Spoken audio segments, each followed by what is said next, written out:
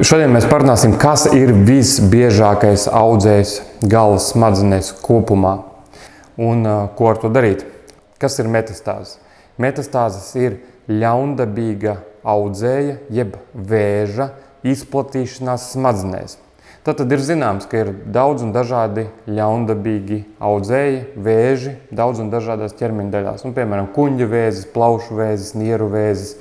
Ir daudz un dažādi vēži, kas var attīstīties daudz un dažādās ķermeņa daļās.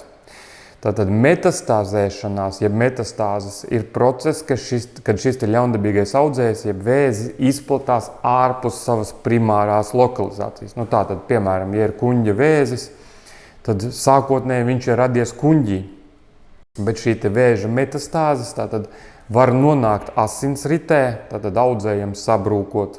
Šīs ļaundabīgā audzēja šūnis nonākt asinsritē un tātad kopā ar asinsriti tikt izplatītas pa visu ķermeni. Tātad šīs šūnis izplatās pa visu ķermeni un cita starpā var nonākt arī smadzenēs. Viņas var nonākt arī citās ķermeņa daļās, bet mēs šodien runājam un izskatām smadzenes, viņas var nonākt arī smadzenēs. Tātad ļaundabīga audzēja šūniņa ar asinsriti atceļo uz smadzenēm, smadzenēs nonāk kapilāros, tur iesprūst un tur viņa arī paliek un sāk attīstīties. Tātad ir zināms, ka audzējs aug šūnām daloties, tātad viena šūna dalās par 2, 2 par 4, 4 par 8 un tālāk un tā joprojām, un rezultātā sāk augt audzējs. Metastāzes smadzenēs var būt 1 metastāze, varbūt 2, 3 un varbūt arī 10 un pat 100 metastāžu. Tas ir katrā gadījumā individuāli. Bet pacientam tādā vai citādā veidā noskaidrojās, ka ir metastāzes smadzenēs un metastāzes ir biežākais smadzeņu audzēja veids. Tad, ko ar metastāzēm darīt, ir atkarīgs no daudz un dažādiem faktoriem. Metastāzes izpaužās jebkurā no 3 veidiem, kā var izpausties jebkurš smadzeņu audzējs. Tas ir vai nu galvas sāpes, tad cilvēkam parādās galvas sāpes. Faktiski galvaskauls ir slēgts katls, un ja tur iekšpusē sāk kaut kas augt, tad smadzeņu apvalki tiek iestiepti un cilvēkam rodas galvas sāpes. Tātad galvas sāpes ir viens veids, kā var izpausties metastāzes. Otrs ir tā saucamais neiroloģiskais deficīts, un, piemēram, metastāze ieauga smadzeņu kustību zonā, kas ir atbildīgi par rokas kustībām. Un tad cilvēkam rodas šis neiroloģiskais deficīts, piemēram, nespēja kustināt vai samazināt spēks attiecīgā rokā. Vai arī trešā lieta ir epilepsijas lēkme. Tātad metastāze var izsaukt elektriskās aktivitātes izlādi, patoloģiski izlādi smadzenēs, kas pēc būtības ir epilepsijas lēkme. Un cilvēkam no zila gaisa pēkšņi pie šķietami normālas veselības rodas epilepsijas lēkme, viņš nonāk slimnīcā, viņam izmeklē galvu un pēkšņi atklājās, tur ir metastāze. Starp citu, nereti ir situācijas, kad metastāze ir smadzenēs ir pirmā audzēja izpausme. Tātad audzējs kaut kur ķermenī ir, viņš klusiņām aug un attīstās, bet nedod nekādas simptomas, cilvēks neko neizjūt. Un tad pēkšņi viņam notiek epilepsijas lēkme, viņš nonāk slimnīcā un konstatē, ka smadzenēs ir metastāze, kas nozīmē, ka kaut kur citur ir audzējs. Ja, tajā brīdī, protams, ir jānoskaidro, kas tas par audzēju, no kurienes tas audzējs nāk, un tradicionālais veids, kā to dara, ir taisot kompjuteru tomogrāfiju krūškurvim, vēderam un mazajam iegurnim. Ja, jo lielākā daļa, protams, orgānu, kuros var rasties vēzis, ir tieši tur. Ja, šī kompjuteru tomogrāfija ļauj konstatēt pirmkārt primāro audzēja lokalizāciju, piemēram, vēzis ir nierēs, vai vēzis ir kaut kur asnajā zarnā, vai vēzis ir kaut kur plaušās.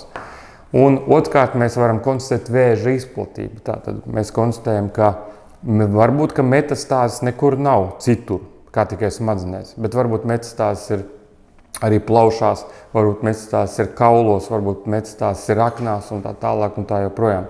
Tātad mēs ne tikai ar šo izmeklēšanu varam konstatēt, no kurienes tas vēzis ir radies, bet arī cik izplatīts viņš ir.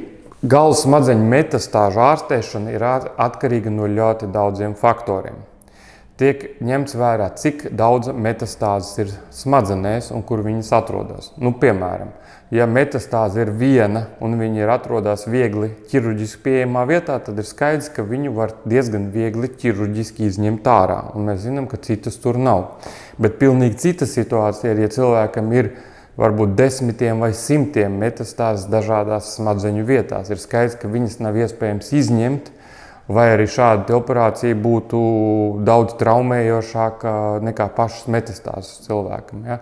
Tātad ķirurģiskā ārstēšana ir atkarīga no pirmkārt metastāžu daudzuma un viņu lokalizācijas, otrkārt no tā, cik vispār vēzis ir izplatīts. Un mēs varam iedomāties situāciju, ja cilvēkam ir viena metastāze smadzenēs, kur ir viegli pieejama, bet tai pašā laikā viņam ir 100 vai 1000 metastāžas citās ķermeņa daļās, ja, piemēram, plaušās, kaulos, aknās un tā tālāk un tā joprojām.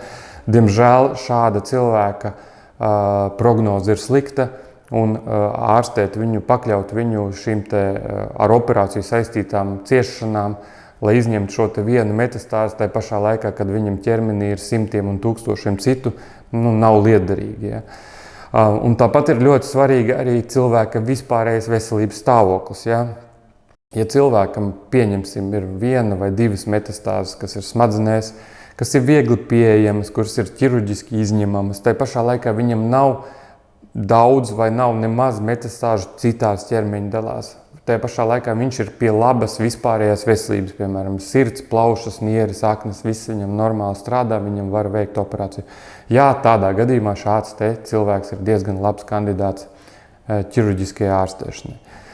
Gadījumā, ja cilvēkam ir vēzis ļoti jau tādā izplatītās stadijā, kad ir metastāzes gan smadzenēs, gan citās ķermeņa dalās, tad, protams, ka ir jāsaprot arī, kas tas ir par vēzi, no kurienes viņš nāk, jo ir dažādi vēži, kuri vieni reaģē uz ķīmiju labi, ķīmijterapiju labi, citi nereaģē labi, vieni reaģē uz stariem labi, citi nereaģē labi uz stariem. Tātad šādu cilvēku, ja viņu nevar arī operēt, tad viņam, protams, ir jāskatās, vai viņu var ārstēt ar ķīmijterapiju vai staru terapijas metodēm. Tātad šādu pacientu ārstēšana ir diezgan komplekss pasākums, jo mums nav jāskatās tikai smadzenes vai kas smadzenēs notiek, bet ir jāskata viss cilvēks kopumā un pie labvēlīgas apstākļu sakritības diezgan labi šādiem cilvēkiem var palīdzēt. Paldies, ka noskatījāties. Ja jums patika un bija liederīga šī informācija, lūdzu spiediet like, parakstieties šo kanālu, komentējiet, uzdodiet jautājumus. Paldies!